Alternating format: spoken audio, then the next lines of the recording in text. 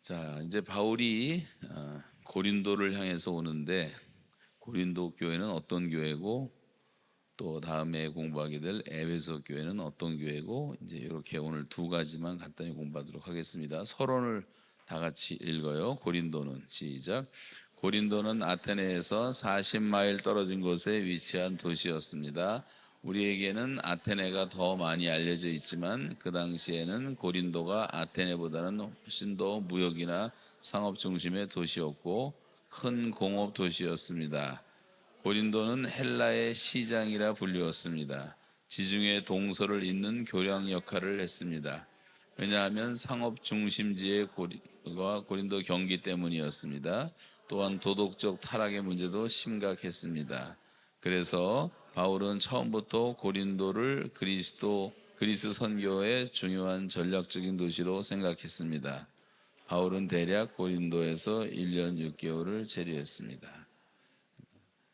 18장 11절에 근거해서 1년 6개월을 머물며 그들 가운데서 하나님의 말씀을 가르치니라.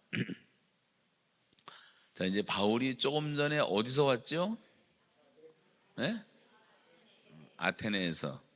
아테네에서 바울이 좀 당황했습니까? 당황한 것 같지 않습니까? 당황했죠.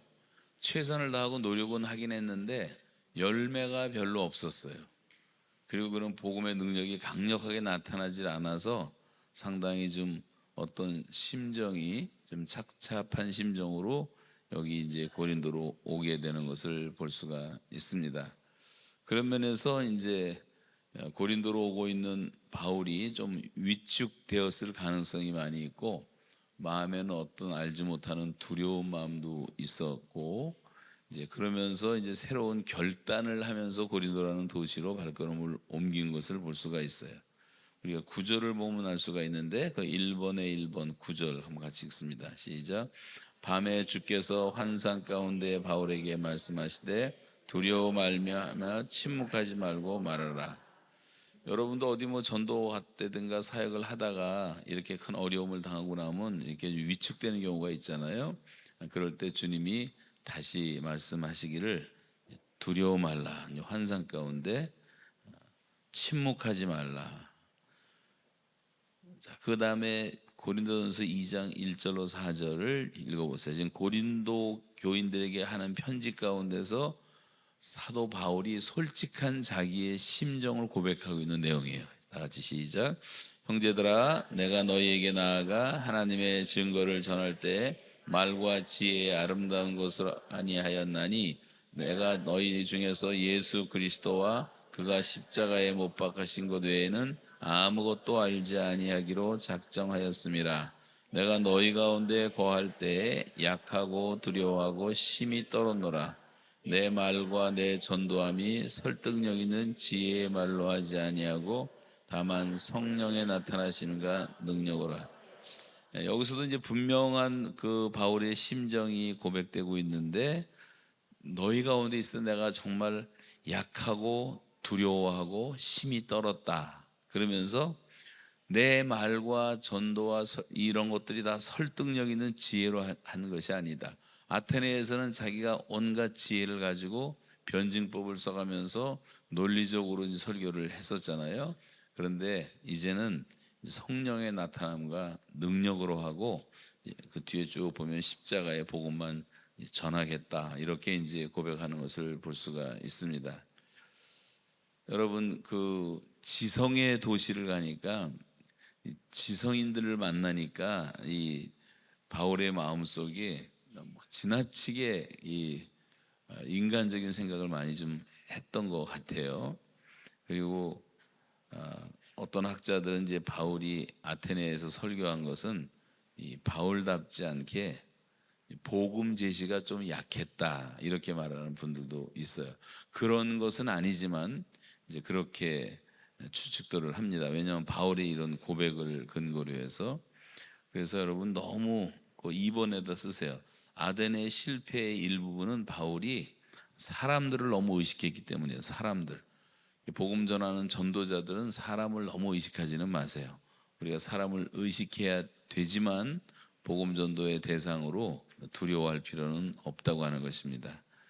여러분 절대로 두려워하지 마시기 바라고 담대하게 하시고, 그래서 이제 여기서 깨달은 것 중에 하나가 바울이 내가 성령의 능력과 성령의 나타남과 이런 말 하잖아요. 내가 나타나는 것이 아니라 성령이 나타나셔서 그렇게 성령의 능력으로 복음을 전하고 있다, 이런 고백을 지금 하고 있는 겁니다. 자, 이제 그런 의미에서 이제 바울은 고린도라는 도시를 가면서 새로운 결심을 하게 돼요. 3번, 그래서 바울은 이제 그리스도의 십자가 외에는 아무것도 알지 아니하기로 결심했다, 이런 고백도 하고 있어요.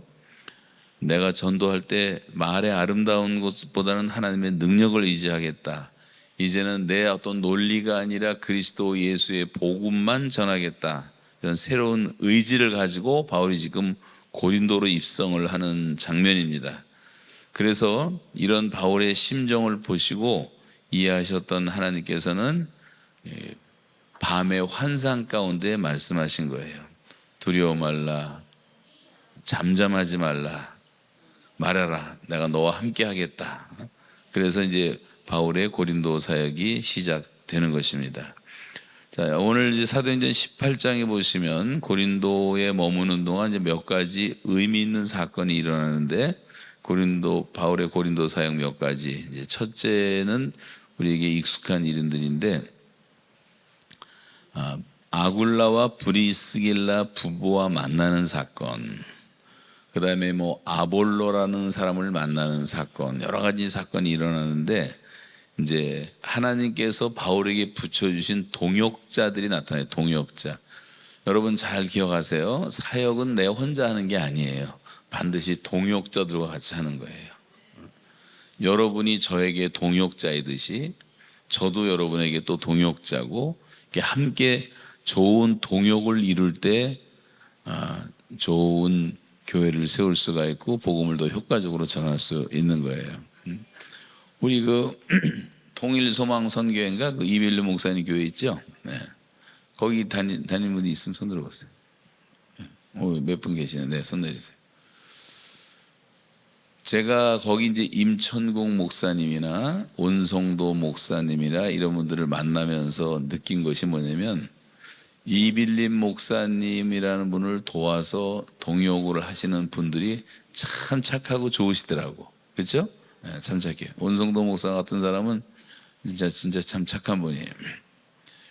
그래서 그 동역자들이 열심히 도우니까 교회도 든든해지고 그 사역도 넓혀지고 하는 것들을 보게 되거든요. 여러분 기도하실 때 이런 좋은 동역자를 붙여달라고 기도하세요. 엊그저께 갔던 그 대흥 침례교회 그 부부가 누구지? 네, 그 두 부부가 있는데 초창기부터 이제 모란봉 교회를 세우면서 부부가 거의 이 브리스길라 아굴라처럼 헌신했더라고요. 그렇죠? 네, 그래서 아주 그냥 여기에 아주 몰두하고 우리 안 전사님과 박혜인 전사님을 얼마나 열심히 사랑하고 돕는지 제가 옆에서 봐도 감동이 되더라고요. 그런 분들이 있어서 교회는 든든하게 세워져 가는 거예요.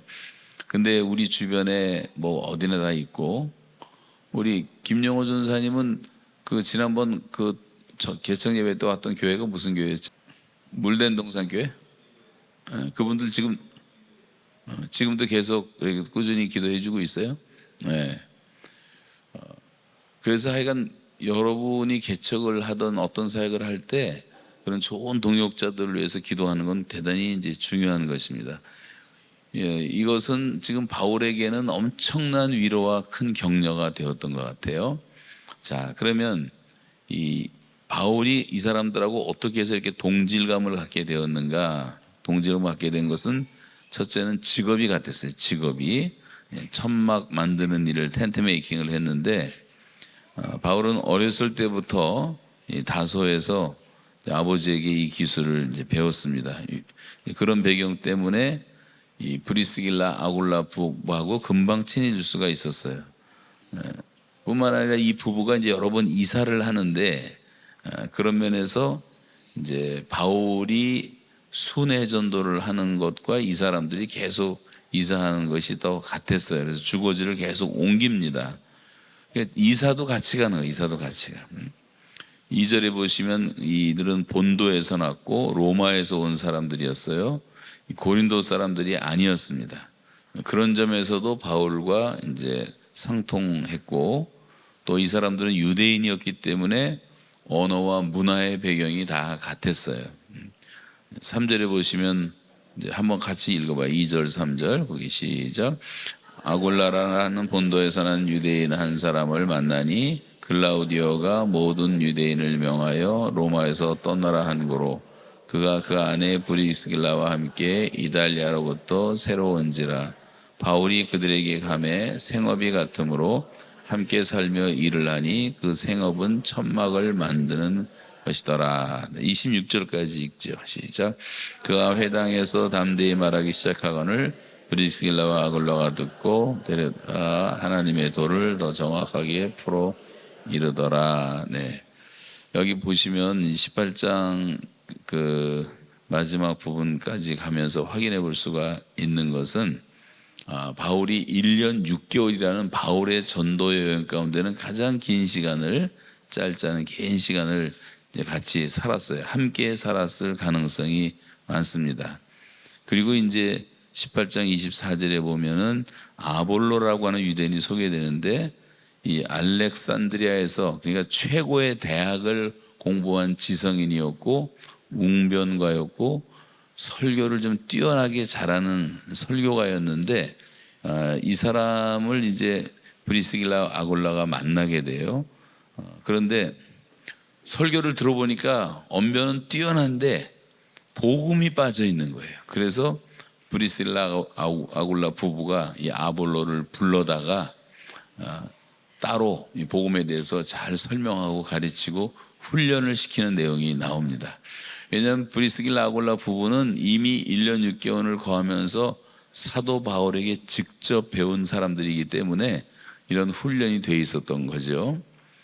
저도 이제 교회에서 사역을 하면서 제가 30년 사역하는 동안에 우리 장로님들을 훈련을 시켰어요. 저는 이제 우리가 5가정으로 교회가 시작됐지만 한 1000명 될 때까지 나는 부목사도 거의 두질 않았고 그냥 장로님들을 훈련시켜서 장로님들을 전도사님처럼 만들었더니 이분들이 얼마나 열심히 봉사하는지 몰라요.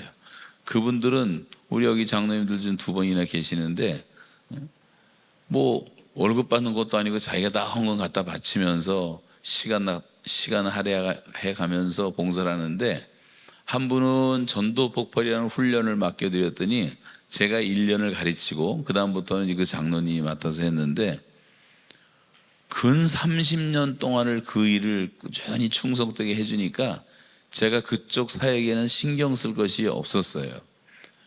저보다도 10배나 더 잘해요. 강의도 계속 그것만 하니까.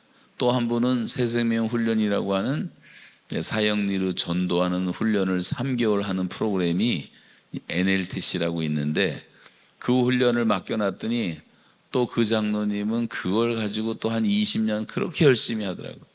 우리 교인들이 수백 명씩 그 장로님들 밑에서 훈련을 받고, 또 한 장로님은 27 시리즈라는 것을 또 전수받아 가지고, 그 27 시리즈는 성경 암송하는 게 많습니다.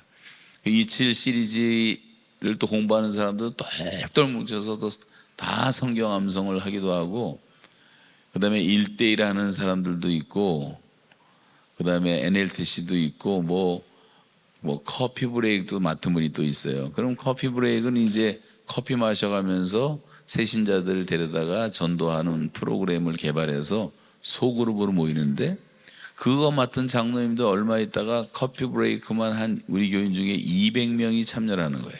그래가지고 다 커피 브레이크 운동을 해서 소그룹이 수십 개가 생기면서 일들을 하는데, 평신도들이 다 할 수가 있는 거란 말이에요. 저는 이런 말 쓰는 건 너무 미안한 얘기지만, 진짜 한국 교회는 평신도들을 다 병신도들을 만들어 가지고 그냥 사역을 못하게 만들어놔요. 응? 목사들이. 그리고 무슨 성직자, 평신도 이렇게 나눠가지고, 여러분 전도사 때부터 이런 걸 정말 정신 똑바로 차리고 들어야 됩니다. 성직자, 평신도라는 개념이 없어요, 성경에는. 우린 다 형제 자매들이에요. 직분이라는 게 있을 뿐이지, 기능이 다를 뿐이지, 그 펑션이 다를 뿐이지. 그래서 우리는 성직자 하면 높은 사람이고 평신도 하면 낮은 사람이고, 평신도들이 그게 다 이게 쇠뇌가 돼갖고 자기들은 그러다 보니까 뭐 열심히 전도도 안 해도 죄책감도 못 느끼고, 성경 안 봐도 되고, 뭐 헌신을 안 해도 되고, 그냥 예배에 출석하고 철치 고예요. 교회 왔다 갔다 하고, 여기 벤치 워머, 의자만 따뜻하게 하고 가는 길밖에 하는 일이 없고. 그러니까 한국 교회가 이제 힘이 없는 거죠. 여러분, 목회를 잘 하시려면 평신도 사역자를 세워야 돼요. 그래서 우리 교회는 전 교인이 다 사역자다. 그래서 다 사역자라고 부르고, 목사 전도사들은 교역자로 불러요. 교역자는 교회로 부름받은 것이고, 사역자들은 세상으로 부름받은 사람들인데, 세상의 직업을 갖고 하면서도. 우리 여기 지금 이진주 선교사님, 이범만 선교사님 앉아 계시지만, 이분들도 다 자기 직업이 있던 분이에요. 몇십 년 동안 그런 직업을 하시면서 정말 복음을 전하고 사역을 하시다가 이제 은퇴를 하니까 이제는 전임 선교사가 돼갖고 이제 평신도 선교사로 헌신하는 거거든요. 우리 교회에서 파송한 한 70여 명 됐던 그 선교사들 가운데 80%가 다 평신도들이에요. 그러고 보니까 우리 김성실 전사님도 계시지만, 저런 분들도 다 선교사로 미국 가서 활동하시고 또 사역을 하시고, 어디 던져놔도 다 자기 사역들을 한단 말이죠. 그래서 항상 그런 좋은 동역자들을 위해서 기도를 하시고, 그분들을 좀 세워주세요. 세워줘야 돼요. 내 밑에서 말 잘 들어라 그게 아니고 다 세워주고, 얼마나 열심히 더 봉사를 하는지. 제가 진짜 저는 솔직히 말해서 우리 교회 장로님들과 그 사역하시는 평신도 사역자들을 볼 때마다 머리가 숙여져요. 나도 좀 저렇게 할 수가 없을까, 저렇게 겸손하게. 그래서 내가 성직자라는 목에 힘주는 그런 쓸데없는 생각하지 말고, 같은 동역자 의식을 가지고 사람들을 세워주면서, 또 여러분이 먼저 모범을 보여서 가르쳐주면 그분들이 그대로 한단 말이에요. 그래서 사실은 평신도 사역자가 많이 세워지면, 그걸 제일 잘하는 교회가 한국에서는 온누리교회인데, 온누리교회 장로 동기들 가운데 예를 들어서 김하중 장로님이라든가, 또 누구죠? 손기철 장로님이라든가, 또 무슨 장로님이 있어요. 그 일본 대사하듯이 뭐. 이런 분들을 보니까 다 같은 동기 장로들인데, 이 장로 한 사람이 하는 사역이 어마어마해요. 목사님 몇백 명 하는 일을 혼자서 하는 사람들도 있어요. 중국 대사 그렇게 바쁜 가운데서도 전 중국 안에, 여러분 다 하나님 대사 읽어봐서 알지만 상상 못할 일을 하잖아요. 하루에 4시간씩 기도를 해요, 그분들이. 부끄럽지 않아요? 우린 전임 사역자라고 말하면서도 기도를 그렇게 못하는데, 장로님이 3시간, 4시간 기도하면서 사역을 하고, 무슨 월급 받는 것도 아닌데 말이죠. 손기철 장로님 같은 분도 대단한 분이에요. 그분은 이제 병 고치는 그런 은사 뭐 이런 게 있어갖고 이제 그쪽으로 쓰임을 받고 계시지만, 가보면 그분이 다니는 데마다 수천 명씩 모여요. 우리 교회도 집회를 하는데 아무리 유명한 강사가 와도 그렇게 우리 예배당 다 꽉 차기가 힘든데, 손기철 장로님 왔을 때 자리가 없을 정도로 찼어요. 평신도 사역자인데도. 한 기회석이 나와요. 하영조 목사님이 저한테 한 7년 선배 되시는데, 우리 CCC 간사를 하셨는데, 이분은 늘 그렇게 살았어요. 간사할 때도 MBC 가서 늘 전도하고, 연예인들 만나서 전도하다가 연예인 교회를 세우고, 지금 연예인 연합교회 연예인들만 한 500명이 모여요, 요즘에. 온누리교회 사역을 통해서 엄청난 사역들을 하고. 근데 이것을 다 이제 평신도 사역자들로 이제 그렇게 시작을 했단 말이죠. 뭐 전문인이 필요합니다. 성경 가르치는 건 좀 전문성이 있어야 되기 때문에 신학교 나온 분들이 해야 되고 다 하지만, 웬만한 사역은 평신도들을 잘 훈련시키면 다 할 수가 있는 거예요. 그래서 이 지금 브리스길라 아굴라를 우리가 배우면서 하는 것이, 이 사람들이 얼마나 훈련이 잘 돼 있으면 지금 아볼로 같은 사람을 데려다 훈련을 시키잖아요. 이제 복음을 잘 깨닫지 못하니까. 뭐 브리스길라 아굴라만 그런 것이 아니고 성경에 보면 그런 예들은 많이 나옵니다. 이제 더 공부하도록 하겠고, 이제 두 번째 2번, 아굴라와 브리스길라 부부는 전심을 다해서 바울을 섬겼습니다. 바울이 이 부부를 얼마나 칭찬하고 있는가 같이 읽겠습니다. 시작. 너희는 그리스도 예수 안에서 나의 동역자들인 브리스가와 아굴라에게 문안하라. 그들은 내 목숨을 위하여 자기들의 목까지도 내어놓으니 나뿐 아니라 이방인의 모든 교회도 그들에게 감사하네. 아예 목숨을 내놨대. 목숨을 내놨어. 목숨을 내놓고 섬기는 동역자가 여러분에게 이런 부부가 있다면 얼마나 좋겠어요. 그렇죠? 그런 분들, 또 그렇게 비스무리한 분들 이제 주변에서 많이 보게 되는데, 그런 목회자들은 정말 이제 행복한 겁니다. 행복한 거예요. 그래서 로마서에 이제 편지를 쓰는 내용, 문안도 보면 다 이런 내용이에요. 목이라도 내놓았다. 자, 거기 넘겨서 이제 아굴라 부부의 삼중 헌신을 간단하게 살피면, 첫째는 이제 부부 상호간에 헌신된 사람이에요. 부부 상호간에. 이 부부가 교회 사역을 하려면 먼저 부부끼리 헌신이 돼야 되는 거예요. 근데 한국 교회 이제 비극 가운데 하나는, 여자는 되게 믿음이 좋은데 남자는 날라리들이 너무 많아. 그러면 여자들은 열심히 하고 싶은데 남편이 방해한다든가 못하게 한다든가, 또 어떤 심한 경우는 핍박을 한다든가, 그런 경우도 있어. 지금 우리 박혜인 전사님 남편을 위해서 기도하고 있는데, 제가 한 번을 또 꼭 만나려고 그래요. 이제 조금 동기부여가 돼갖고. 근데 그런 분들이 돌아와서 변화되면 전사님은 얼마나 열심히 돕겠냔 말이에요. 그래서 일단 부부가 상호 헌신을 해야지 헌신이 가능하다. 다른 말로 말하면 우리 자신에게 적용을 하면, 여러분 가정부터 챙겨야 되는 거예요. 가정부터. 내 가정부터 서 있어야지 사역을 할 수가 있지.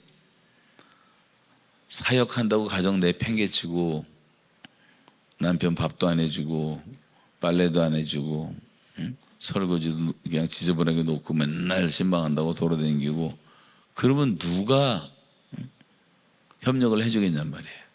그러니까 더 부지런해지잖아요. 우리가 부지런해요. 그래서 일단 우선순위에서 첫 번째가, 따라서 하세요. 가정. 두 번째가 교회. 이게 우리나라에서 일대 크리스찬들은 거꾸로예요. 교회가 우선이다. 그리고 가정은 두 번째. 그래서 사모님들이 죄다 우울증에 걸려 있고, 그런 거 많이 보죠, 솔직히. 정신병 걸린 사람도 많아요.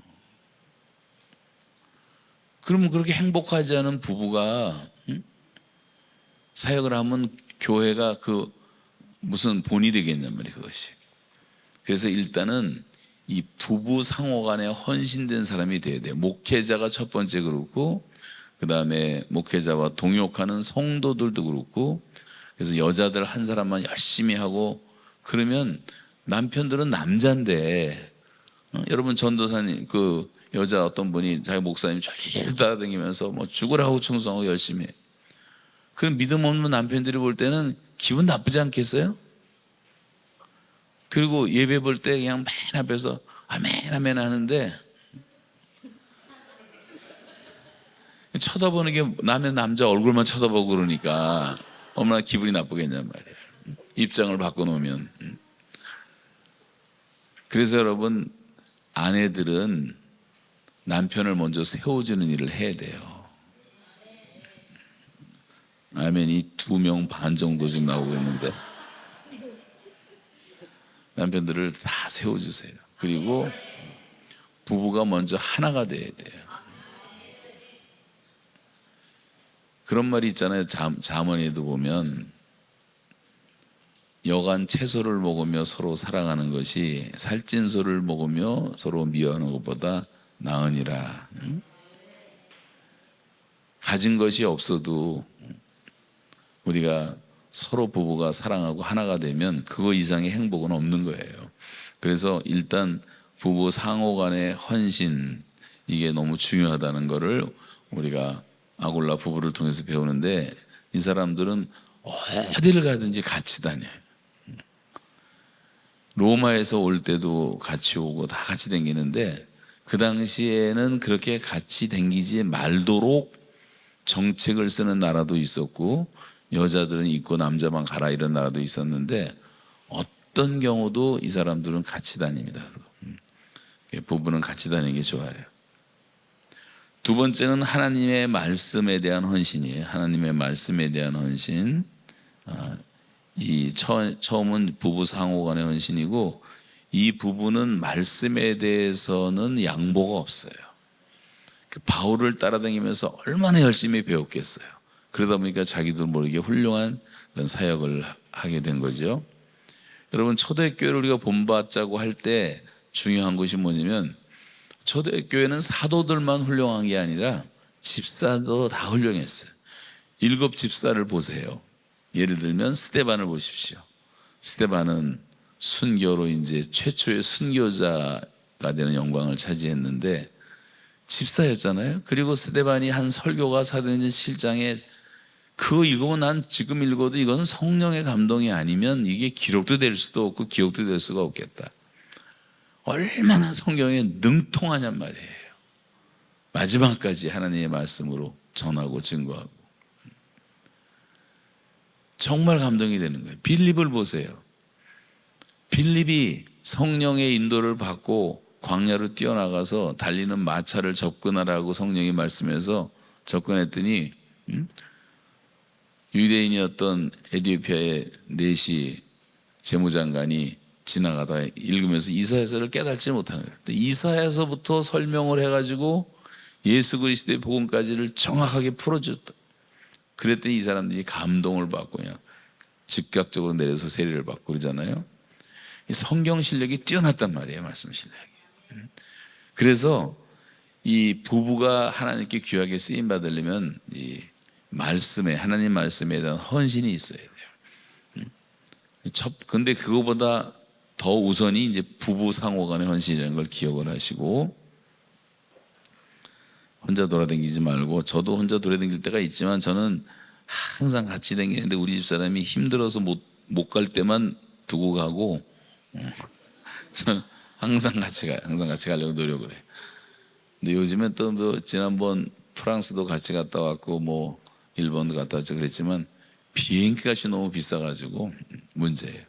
그럴 때 세워놓은 원칙은 뭐냐면, 우리는 헤어져도 어떤 경우에도 이제 특별한 일 없으면 2주 이상은 떨어지지 않는다. 2주 이상은. 2주 이상 떨어지면은 문제가 생길 가능성이 있어요.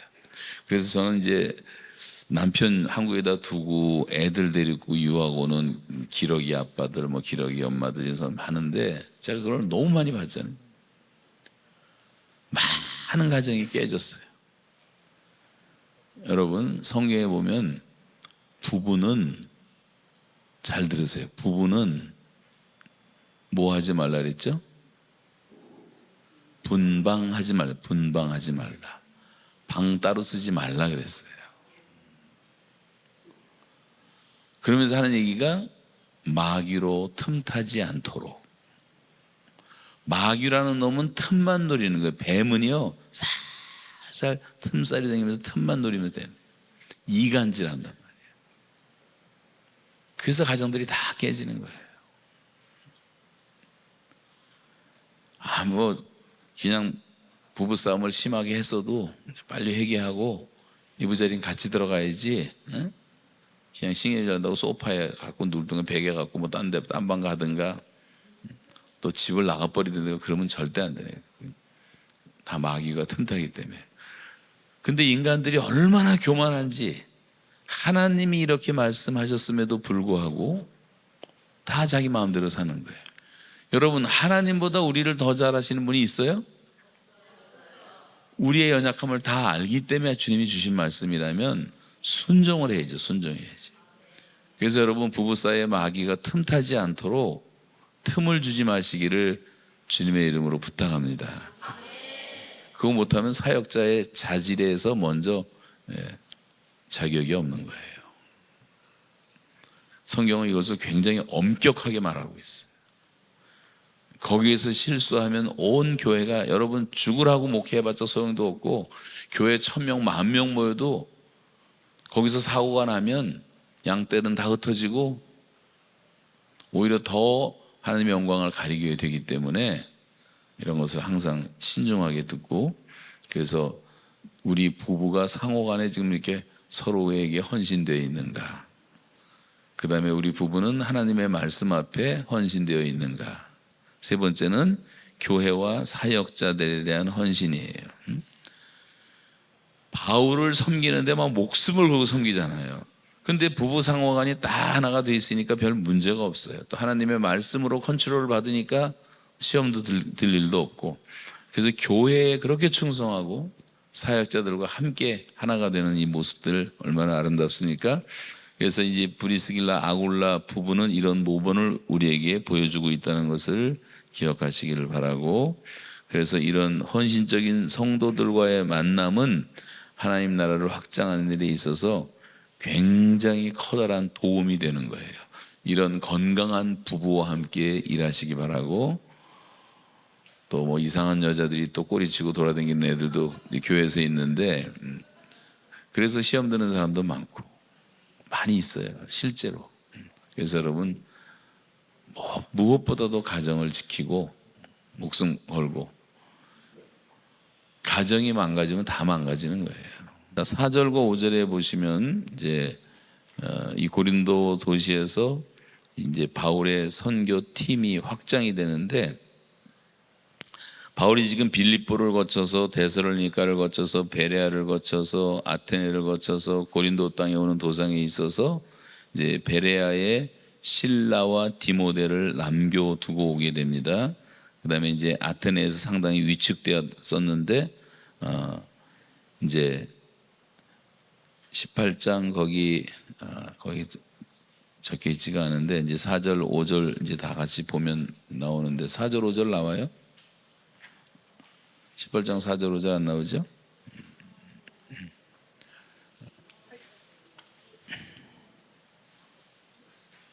누가 한번 읽어주세요. 찾으신 분 있으면 4절 5절. 네? 큰 소리로.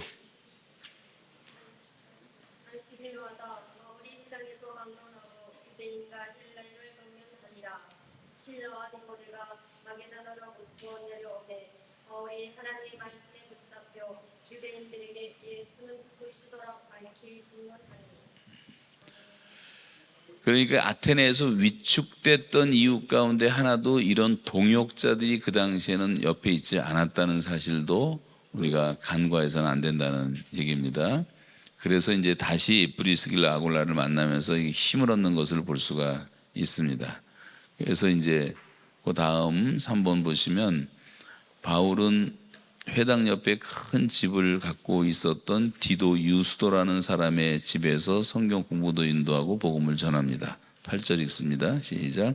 또 회당장 그리스보가 온 집안과 더불어 주를 믿으며 수많은 고린도 사람들도 듣고 믿어 세례를 받더라.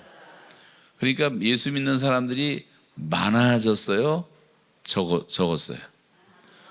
여기 수다다. 수다한 사람들도 다 믿었다 그랬어요.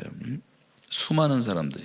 그래서 네 번째, 많은 수다한 사람들이 주께 몰려오는 돌아오는 역사가 있었습니다.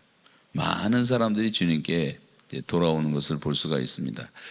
그 과정에 이제 여기 다 적어놓지는 않았지만 실라도 오고 디모데도 오고 아마 누가복음을 지금 쓰고 있는 사람이니까 누가도 합류했을 것이고, 누가가 이걸 다 알았으니까 썼지 않겠어요? 그래서 바울의 선교팀이 굉장히 강화되는 것을 볼 수가 있습니다.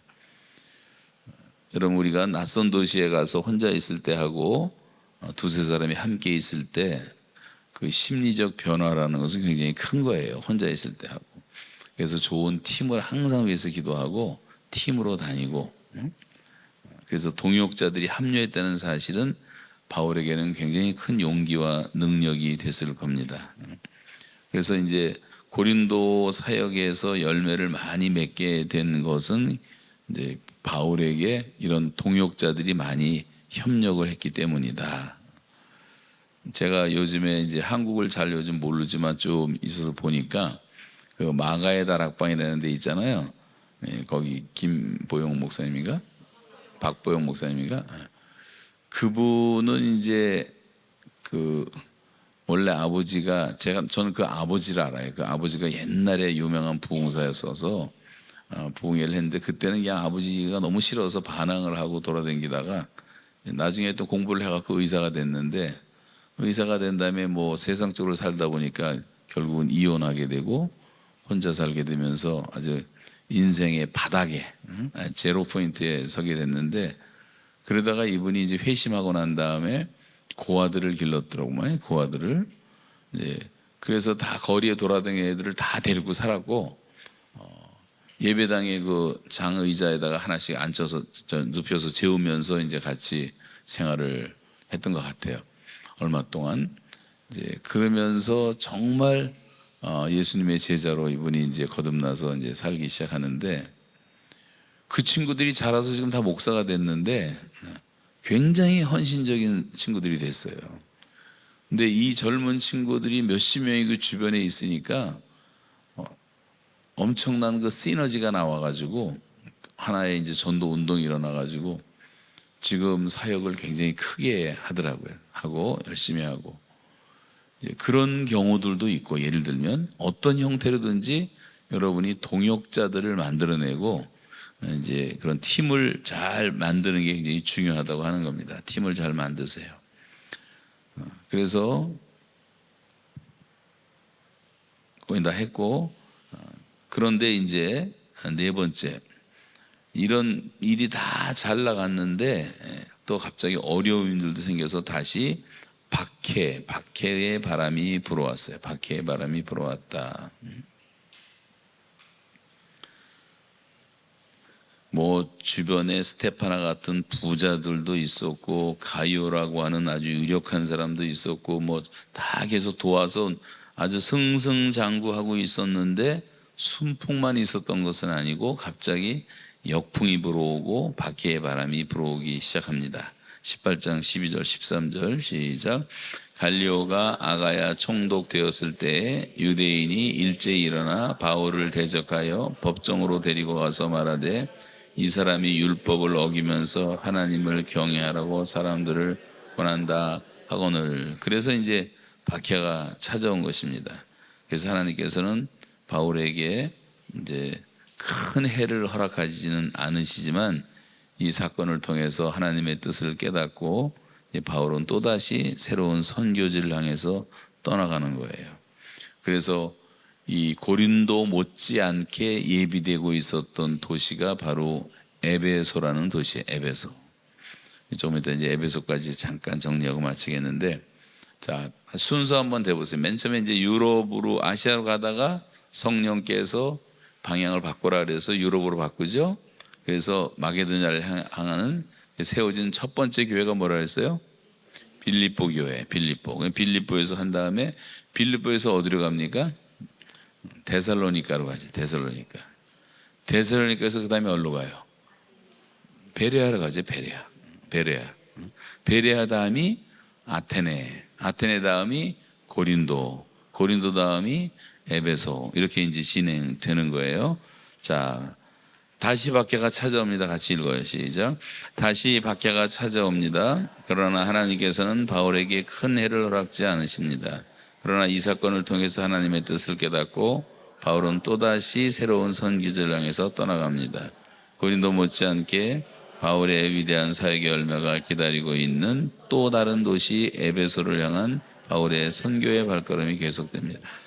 기도는 그냥 읽고 지나가도록 하겠어요. 다 같이 기도 읽습니다. 시작. 바울은 아테네에서 실망했으나 고린도에서 큰 격려를 받았습니다. 우리가 어떤 좌절의 자리에 주저앉을 때 우리를 그냥 두지 아니하시고 찾아오시사 또다시 우리를 일으켜 주시고 격려하시는 주님이십니다.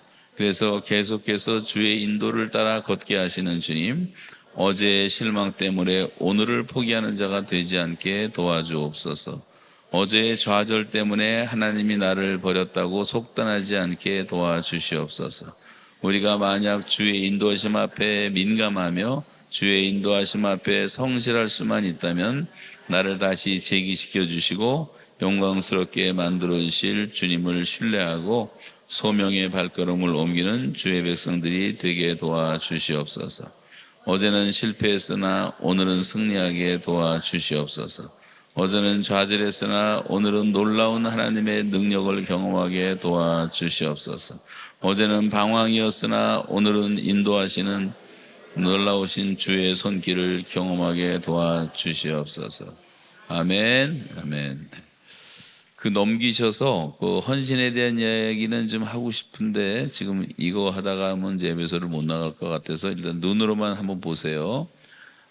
이 헌신된 그리스도인 몇 사람이 이 초대교회 역사를 다 일으켰는데 우리가 이제 헌신이 없이는 되어지는 게 없으니 헌신을 내가서 이제 영어로 이제 커미트먼트라고 하는데 내가 정말 헌신된 그리스도인인가 우리 자신을 돌아보면서 이 공산당의 헌신, 강력한 군대의 헌신, 이슬람 전사들의 헌신, 뭐 여기 이제 북한 사람들을 생각해 보면 북한에서 여러분 얼마나 헌신을 강요받았습니까?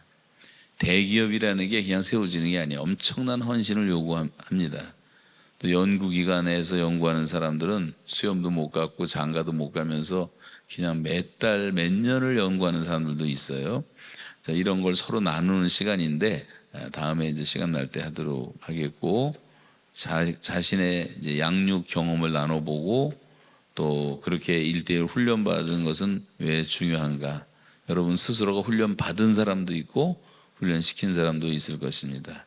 자, 강력한 제자 훈련에 대해서 가장 바람직한 제자 훈련은 어떤 형태의 훈련이라고 생각합니까? 자신이 경험했던 제자 훈련의 유형을 나누고 내가 받기 원하는 제자 훈련은 어떤 형태의 훈련입니까? 오늘날 한국 사회를 혼란하게 만드는 운동권 학생들을 통해서 배울 점은 무엇입니까? 북한 사회주의 교육은 어떤 형태로 전달됩니까? 자, 오늘날 우리들이 선택할 수 있는 세계복음화 전략은 과연 무엇일까요? 옆에 한번 같이 읽고 넘어가겠습니다. 시작.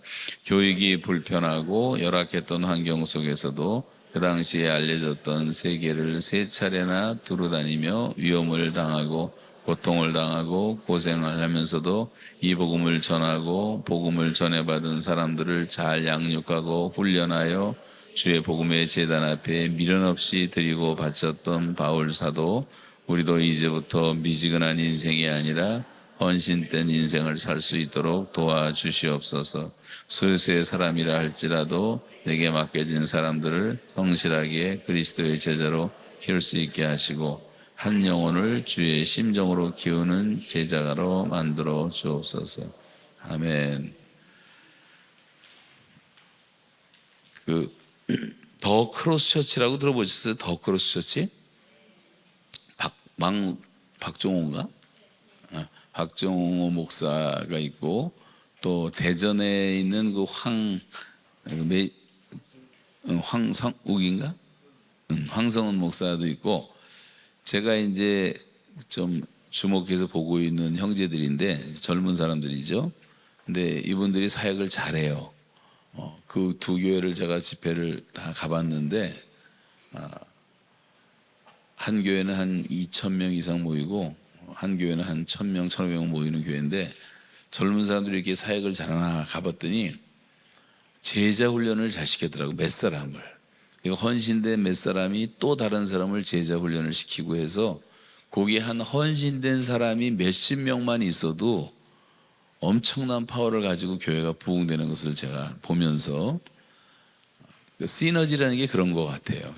그래서 예수님이 이제 우리에게 가르쳐 주시는 본이 뭐냐면 소수라도 창조적 소수를 길러내는 건데 여러분이 소수라도 가능성 있는 그런 제자들을 선택을 해가지고 집중적으로 훈련을 시키고 늘 같이 전도 다니고 같이 밥 먹고 같이 여행하고 같이 사는 게 제자 훈련이거든요. 살지 않으면 안 돼요.